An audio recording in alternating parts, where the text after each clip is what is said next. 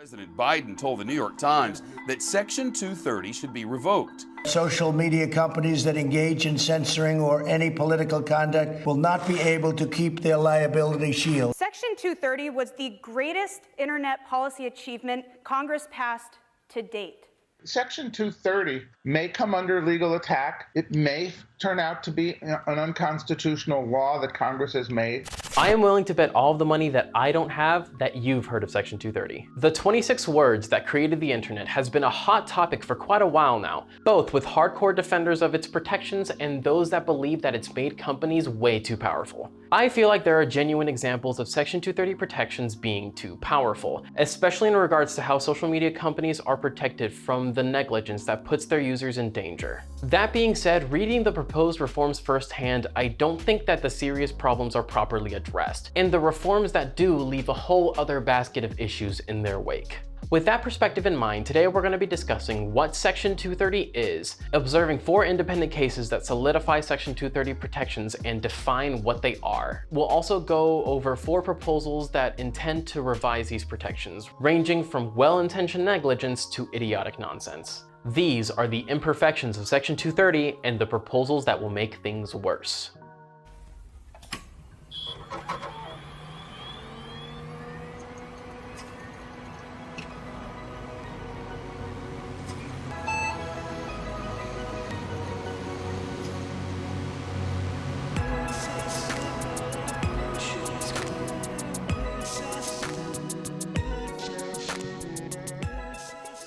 The law that is commonly referred to as Section 230 of the Communications Decency Act is widely considered to be one of the most important laws when it comes to the internet. Let's start this dive with a brief look at the cases that created Section 230. Cubby v. CompuServe was a case that created protections for internet distributors, and the ruling in Stratton Oakmont v. Prodigy Services Co. set the precedent that these protections don't extend to hosts that were considered publishers. In 1996, the Communications Decency Act was passed alongside Section 230, which was created as a response to these cases, giving both distributors and publishers the same protections under the law. Now that we know why the law was created, let's look at the actual text of said law. No provider or user of an interactive computer service shall be treated as the publisher or speaker of any information provided by another information content provider. So this protection is quite simple. No social media provider is responsible for any of the content that it didn't produce.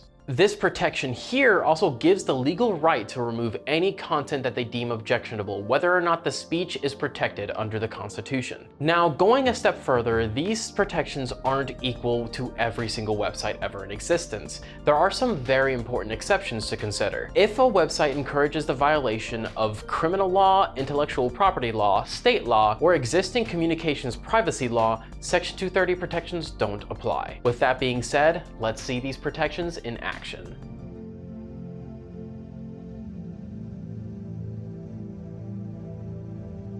If you're looking into a law, amendment, bill, or otherwise that has been passed and want to see how it affects the United States as a whole, a great place to start is by examining the case law in which it was used as a defense. And there's no better place to start than the first case that involves this newfound law. Advertisements for offensive t-shirts that were created in parody of the Oklahoma City bombing of 1995, a tragedy that killed 168 people, including 19 children, made their way across the internet via AOL. These advertisements contained a message that instructed people to call Ken, including Kenneth Zeran's real phone number inside of the ad. He was not involved in the production of these t-shirts. Once he realized what was going on, Kenneth asked AOL to remove the ad and issue a retracted statement, lifting him from guilt. While AOL did eventually remove the offending advertisements, no retraction statement was ever made, so Zeran took AOL to court. Zeran argued that AOL took way too long to remove the advertisement and refused to remove other advertisements that were similarly defamatory. This argument didn't work since AOL was protected under the first portion of Section 230. This case was a landmark in Section 230 protections, shining a light on how powerful these protections really are. That being the case, here is another example of Section 230 being used as a defense for gross negligence. Fair warning, this case involves sexual assault, so if you're watching this and don't want to hear about it, please skip to this timestamp or avert your attention. Matthew Herrick broke up with his boyfriend, Oscar Gutierrez, after Oscar accused him of being a cheater multiple times and harassing him in his workplace. About a week after the breakup, men started showing up at his house, claiming that they were there per Matt's request to commit sexual acts. Over a period of 10 months, over 1,400 men would show up to his house and his place of work, all being promised sex, and being told by the impersonated account that if he resisted, it was all a part of his fantasy. All of these men knew exactly where Matt was, utilizing the geolocating feature that was implemented within the Grindr app. Matt had not had Grindr installed since his relationship first started with Oscar,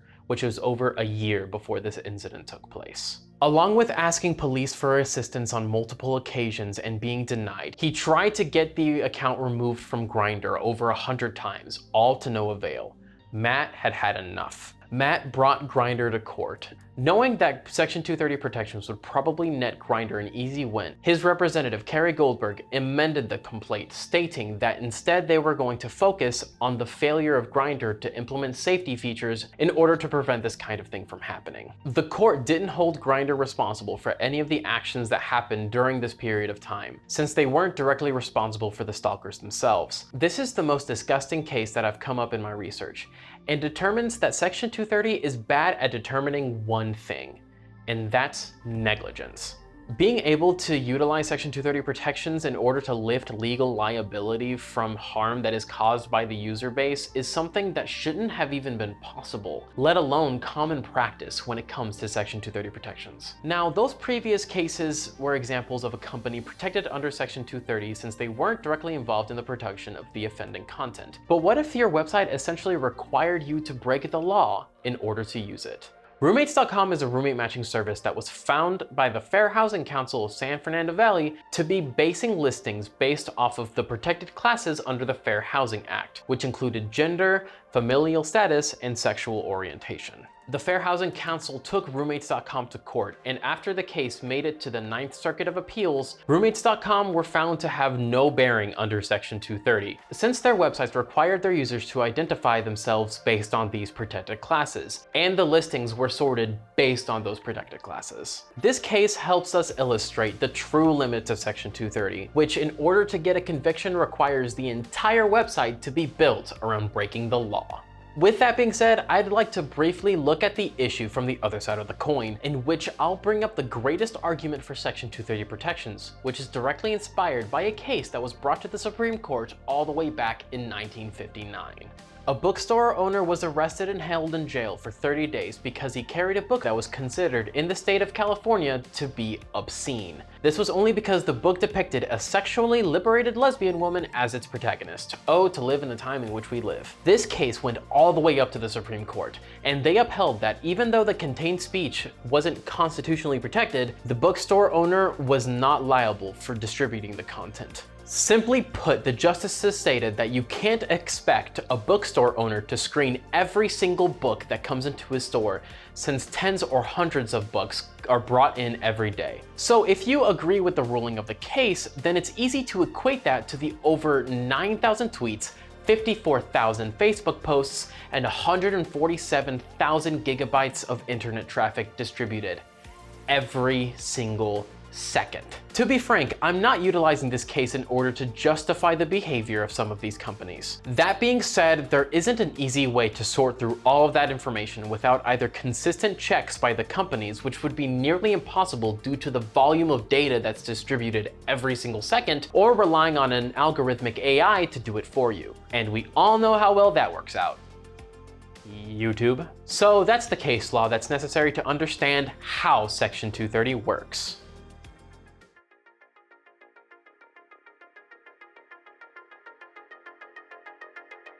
That being said, there's been plenty of attempts to rewrite and reformat Section 230, since the people that wrote Section 230 had no idea the internet was going to turn out the way it is today. That being the case, most of the proposed reforms are stupid and I hate them. Let's go ahead and look at 4 specific ones that I feel you should be aware of. The Earning Act of 2022 does 2 different things. creates a committee to come up with the best practices for preventing, reducing, and responding to online sexual exploitations of children. Exempt Section 230 protections from any content that solicits, distributes, or promotes sexual exploitations of a minor. While that not may seem like a bad bill at first, the devil's in the implications. A huge critique of the original draft of the EARN Act was that it was a very anti-encryption. The Attorney General of that time was critical of end-to-end encryption, since it was a tool that was used by criminals to hide their activities from the government, as well as common people that just needed privacy. That being said, the new law wasn't really clear on end-to-end encryption. The executive order was released at the end of Donald Trump's presidency after Twitter added a blurb under his tweet that stated that his unproven claims about mail-in voting was unproven. Maybe Trump got cold feet about his upcoming election. Wonder why? But what would this world look like with this executive order enforced? I have no idea. There's text in here that imply that the FTC will have the ability to regulate and monitor websites that don't comply with this order. There's also a statement here that says a newly created government body will prohibit online platforms from engaging in unfair or deceptive acts or practices, which, what does that even mean? All in all, the executive order failed right out of the gate. This is a proposed act that removes Section 230 protections unless they get an FTC immunity certification, which proves that they're not monitoring information in the politically biased manner. There's quite a bit wrong with this act, but its most glaring issue is vagueness. What is considered politically biased moderation? What would an action that reflects another candidate negatively consist of? Before supporting this law, you have to ask yourself these kinds of questions.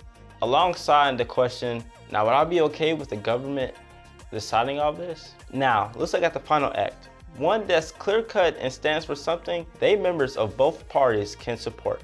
The Badass Act limits Section 230 protections on websites that use behavioral advertising. They define behavioral advertising pretty clearly, and they lay themselves out in a way that limits harm done to local businesses. I feel like this is a good first step into tackling the big data problem that we're facing. So if you hate overly targeted advertisements, email your representatives today. Section 230 is a very important protection to understand, and one of the most debated and important parts of the internet law as we know it. The law isn't perfect. In fact, as we have explored, it can be stated that it doesn't hold internet companies liable enough in regards to the protection of its user base. However, before we're able to change a law that has a direct effect on millions of people on the web, we should be hypercritical of every angle that we take and address the issues that are actually harmful to people that browse the internet every single day.